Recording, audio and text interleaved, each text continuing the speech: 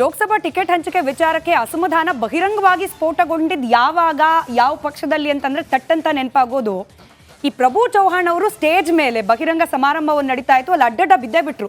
ನೀವೇನಾದ್ರೂ ಮಾಡಿ ಖೂಬಾ ಅವ್ರಿಗೆ ಟಿಕೆಟ್ ಕೊಡಬೇಡಿ ಅಂತ ಹೇಳಿ. ಈಗಲೂ ಕೂಡ ಆ ಅಸಮಾಧಾನ ಅನ್ನೋದು ಬೀದರ್ ಕ್ಷೇತ್ರ ವ್ಯಾಪ್ತಿಯಲ್ಲಿ ಮುಂದುವರೆದಿದೆ ಅಂತ ಹೇಳಿ. ಭಗವಂತ ಖೂಬಾ ಅವರಿಗೆ ಟಿಕೆಟ್ ಕೊಡಬಾರ್ದು ಅಂತ ಹೇಳಿ ಇದೀಗ ಎರಡೂ ಪಕ್ಷ ಅಂದ್ರೆ ಈ ಬೀದರ್ ಲೋಕಸಭಾ ಕ್ಷೇತ್ರಕ್ಕೆ ಸಂಬಂಧಪಟ್ಟಂತೆ ಕಾಂಗ್ರೆಸ್ ಬಿಜೆಪಿ ಎರಡೂ ಪಕ್ಷದಲ್ಲೂ ಗೊಂದಲ ಇದೆ. ಆದ್ರೆ ಬಿಜೆಪಿಯಲ್ಲಿ ಒಂದು ಹೆಜ್ಜೆ ಜಾಸ್ತಿನೇ ಇದೆಯಾ ಅಂತ ಹೇಳಿ. ಖೂಬಾಗ್ ಟಿಕೆಟ್ ಬೇಡ ಅಂತ ಹೇಳಿ ಶಾಸಕರೇ ಒಂದು ಕಡೆಯಲ್ಲಿ ಬಹಿರಂಗವಾಗಿ ಅಸಮಾಧಾನವನ್ನ ವ್ಯಕ್ತಪಡಿಸ್ತಾ ಇದ್ದಾರೆ.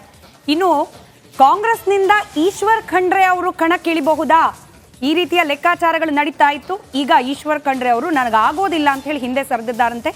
ಮಾಜಿ ಸಚಿವ ರಾಜಶೇಖರ್ ಪಾಟೀಲ್ ಕೂಡ ನಾನು ಇಳಿಯೋದಿಲ್ಲ ಈ ಕ್ಷೇತ್ರದಿಂದ ಕಣಕ್ಕೆ ಅಂತ ಹೇಳ್ತಿದ್ದಾರಂತೆ. ಯಾರಿಗೂ ಬೇಡ ಅಂದ್ರೆ ಮತ್ತೆ ಏನ್ ಕತೆ ಅಂತ ಹೇಳಿ.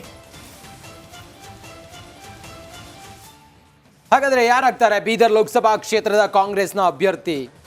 ಈಶ್ವರ್ ಖಂಡ್ರೆ ಅವರು ನನಗೆ ಬೇಡ ಅಂತಿದ್ದಾರೆ, ರಾಜಶೇಖರ್ ಹಿಂದೇಟ್ ಹಾಕ್ತಾ ಇದ್ದಾರೆ. ಹಾಗಾದ್ರೆ ಯಾರು ಅನ್ನೋದು ಬಹಳ ದೊಡ್ಡ ಪ್ರಶ್ನೆ. ಮತ್ತೊಂದು ಕಡೆಯಲ್ಲಿ ಬಿಜೆಪಿಯಲ್ಲಿ ಇಂಥವ್ರಿಗೆ ಟಿಕೆಟ್ ಕೊಡಬೇಡಿ ಅಂತೇಳಿ ಹೇಳ್ತಾ ಇದ್ದಾರೆ. ಇದೆಲ್ಲವೂ ಕೂಡ ಒಂದು ಲೆಕ್ಕಾಚಾರ.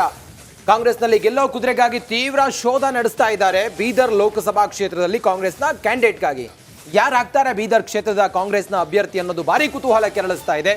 ಸದ್ಯಕ್ಕಂತೂ ಕಾಂಗ್ರೆಸ್ ಅದರ ಹುಡುಕಾಟದಲ್ಲಿದೆ. ಈಗ ಲೋಕ ಅಖಾಡಕ್ಕಿಳಿಯಲು ದಿಗ್ಗಜ ನಾಯಕರು ಹಿಂದೇಟಾಗ್ತಾ ಇದ್ದಾರೆ ಅಂತ ಹೇಳಿದ್ರೆ ನೆಕ್ಸ್ಟ್ ಲೈನ್ನ ಲೀಡರ್ಗಳು ಮುಂದೆ ಬಂದರೂ ಕೂಡ ಗೆಲ್ತಾರ? ಈಶ್ವರ್ ಖಂಡ್ರೆ, ಮಾಜಿ ಸಚಿವ ರಾಜಶೇಖರ್ ಪಾಟೀಲ್ ಕೂಡ ಹಿಂದೇಟ್ ಹಾಕ್ತಾ ಇರೋದು. ನೋಡೋಣ ಬೀದರ್ ಲೋಕಸಭಾ ಕ್ಷೇತ್ರ ಕಾಂಗ್ರೆಸ್ಗೆ ಎಷ್ಟು ಗಟ್ಟಿಯಾಗಿದೆ, ಮತ್ತೆ ಯಾರು ಕಣಕ್ಕಿಳಿತಾರೆ, ಯಾವ ರೀತಿ ಸ್ಟ್ರಾಟರ್ಜಿ ಮಾಡ್ತಾರೆ.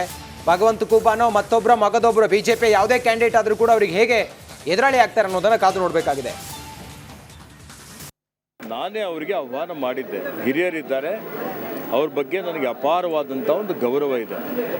ನಾನು ಒಂದಿನ ಮುಂಚಿತವಾಗಿಯೇ ಹೋಗಿ ಅವ್ರಿಗೆ ಎಲ್ಲಿ ನಿಮ್ಮ ಶಿಷ್ಟಾಚಾರದ ಪ್ರಕಾರ ಮುಂದಿನ ಸಾಲಿನಲ್ಲಿ ಕುರ್ಚಿ ಎಲ್ಲ ಹಾಕಿಸಿ ಅದಕ್ಕೆ ಅವ್ರ ಹೆಸರು ಅಂಟಿಸಿ ಎಲ್ಲ ವ್ಯವಸ್ಥೆ ನೋಡಿಕೊಂಡೇ ನಾನು ಬಂದಿದ್ದೆ. ಆದರೆ ಮಾನ್ಯ ಮುಖ್ಯಮಂತ್ರಿಗಳು ನಾವು ಅವರಿಗೆ ಕರ್ಕೊಂಡು ಬರೋಂಥ ಸಂದರ್ಭದಲ್ಲಿ ವಿಳಂಬ ಆಯಿತು. ಅವ್ರು ಬಂದದ್ದು ನನ್ನ ಗಮನಕ್ಕೆ ಬಂದಿಲ್ಲ ಕೊನೆವರೆಗೂ. ಹೀಗಾಗಿ ಏನಾಗಿದೆ, ಅಲ್ಲಿ ನಮ್ಮ ಯಾರು ಈ ಒಂದು ವೇದಿಕೆಯ ಜವಾಬ್ದಾರಿ ಉಳ್ಳಂಥವರಿದ್ದರು, ಅವರಿಂದ ಇವತ್ತು ಅಚಾತುರ್ಯ ಆಗಿದೆ. ಅದಕ್ಕೆ ನಾನು ಅತ್ಯಂತ ವಿಷಾದವನ್ನು ವ್ಯಕ್ತಪಡಿಸ್ತಾ ಇದ್ದೇನೆ. ಅವರೆಲ್ಲ ಇಂಟೆಲಿಜೆನ್ಸು ಎಲ್ಲ ಪರಿಶೀಲನೆ ಮಾಡಿದ್ದಾರೆ. ಇವತ್ತು ಕಾಂಗ್ರೆಸ್ ಪಕ್ಷದ ಅಭ್ಯರ್ಥಿ ಆಗಬೇಕು, ರಾಜಶೇಖರ್ ಪಾಟೀಲ್ ಆಗಬೇಕು ಅಂತ ಇವತ್ತೆಲ್ಲರೂ ಕೂಡ ರಿಪೋರ್ಟ್ ಕೂಡ ಆಗಿದೆ. ಆದರೆ ನಾನು ಮೊದಲು ಹಿಡ್ಕೊಂಡು ನಿಮಗೆ ಹೇಳ್ತಾ ಇದ್ದೀನಿ, ಸುಮಾರು 4-5 ತಿಂಗಳು ಹಿಡ್ಕೊಂಡು ನಮ್ಮ ಪಕ್ಷದ ಅಧ್ಯಕ್ಷರಾಗಲಿ, ಮುಖ್ಯಮಂತ್ರಿಗಳಾಗಲಿ, ರಾಷ್ಟ್ರೀಯ ಅಧ್ಯಕ್ಷರಾಗಲಿ ಎಲ್ಲರೂ ಕೂಡ ನನಗೆ ಹೇಳಿದರು. ಆ ಸಮಯದಲ್ಲಿ ಕೂಡ ನಾನು ಹೇಳಿದ್ದೀನಿ, ನಮ್ಮ ಜಿಲ್ಲಾ ಎಲ್ಲ ಲೀಡರ್ಸ್, ಇವತ್ತು ಈಶ್ವರ್ ಖಂಡ್ರೆ ಇರ್ಬೋದು, ರಹೀಮ್ ಖಾನ್ ಇರ್ಬೋದು, ವಿಜಯ್ ಸಿಂಗ್ ಇರ್ಬೋದು, ಚಂದ್ರಶೇಖರ್ ಪಾಟೀಲ್ ಇರ್ಬೋದು, ಭೀಮರಾವ್ ಪಾಟೀಲ್ ಅವರು ಇರ್ಬೋದು, ನಾವೆಲ್ಲರೂ ಜೊತೆಯಲ್ಲಿ ಕೂಡಿ ನಾನು ತೀರ್ಮಾನ ಮಾಡ್ತೀನಿ ಅಂತ ನಾನು ಹೇಳಿದ್ದೆ. ಅದು ಆದಮ್ಯಾಗೂ ಅದು ಯಾವುದೋ ಮುಂದುವರೆದಿಲ್ಲ.